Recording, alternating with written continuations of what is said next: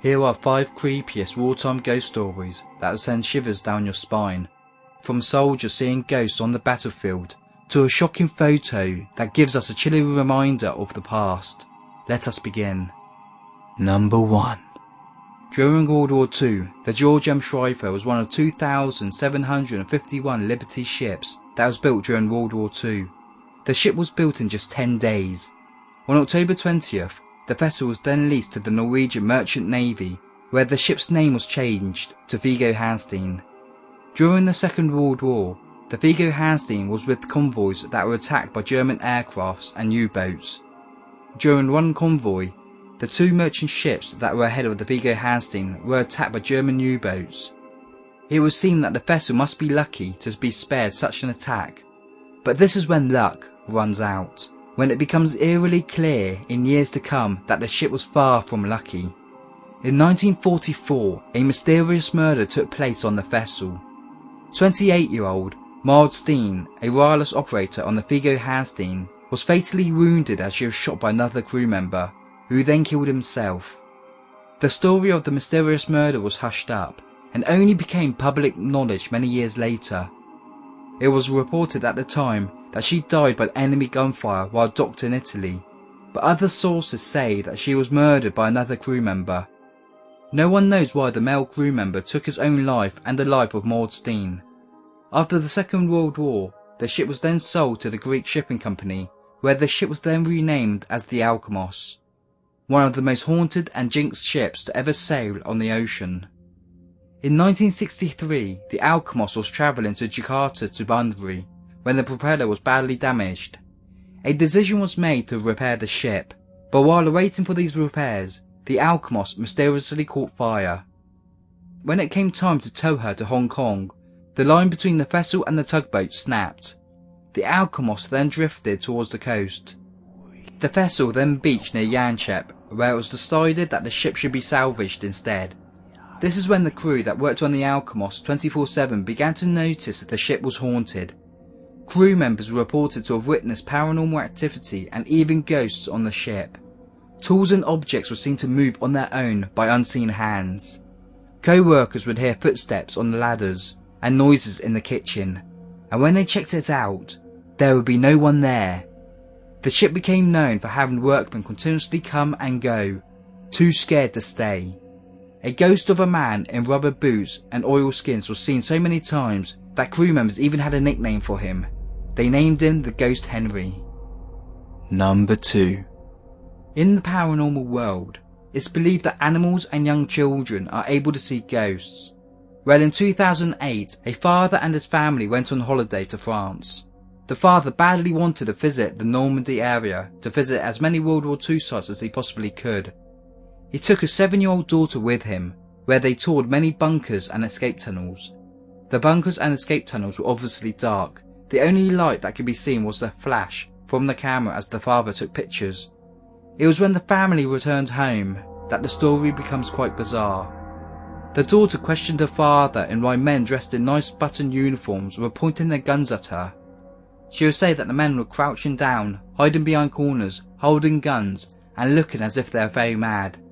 This puzzled the father, not only because it's obviously creepy being told that invisible people from the past were following you, but because the information his daughter was giving him, she couldn't have known. She has never watched anything to do with the war, not even pictures, yet she described in perfect detail in how the men at war would have acted like and how they were dressed. Fascinated, the father then brought a book to ask his daughter questions. She instantly pointed out the German soldiers, telling her father, "That's the helmet and uniform that the men in the bunker wore." Number 3. This next story is one of the most famous wartime ghost stories to ever be witnessed. During the Battle of Mons, the British found themselves to be heavily outnumbered and outflanked by the Germans. By August 24, 1914, after suffering so many casualties, the British forces were forced to retreat. It was during this retreat that British soldiers claimed that they saw visions of ghostly beings descend that then miraculously intervened by blocking the Germans from advancing.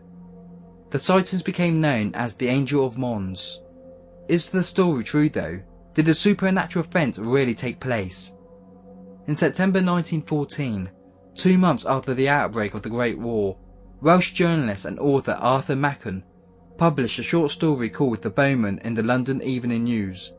It describes how phantom archers from the Battle of Agincourt had come to the rescue of British soldiers fighting against the Germans in the Battle of Mons a month earlier. The British public in need of hope soon believed the fictional story that soon became fact in their minds. What was reported to be true was that of an entire company witnessing to have seen a ghost of their former commanding officer. The colonel had been badly wounded during battle when the grenade blast caused him to lose his arm. The colonel later died from his injuries. However, senior officers all testified that they saw a ghost of their former commanding officer before then vanishing.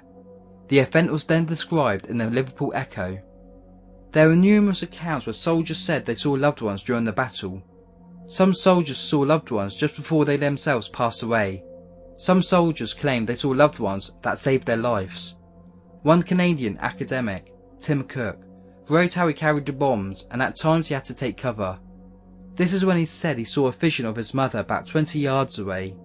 As he crawled to where he saw the vision of his mother, a German shell slammed into the place he had just left behind. He wrote to his mother, "You'll turn up again, won't you, mother, next time a shell was coming." Number 4. During the American Civil War, one of the bloodiest battles took place in Virginia. The Battle of Cold Harbor was fought from May 31st to June 12th, 1864. When the battle finally ended, the Confederates lost over 1,000 soldiers, while the Union had over 12,000 casualties.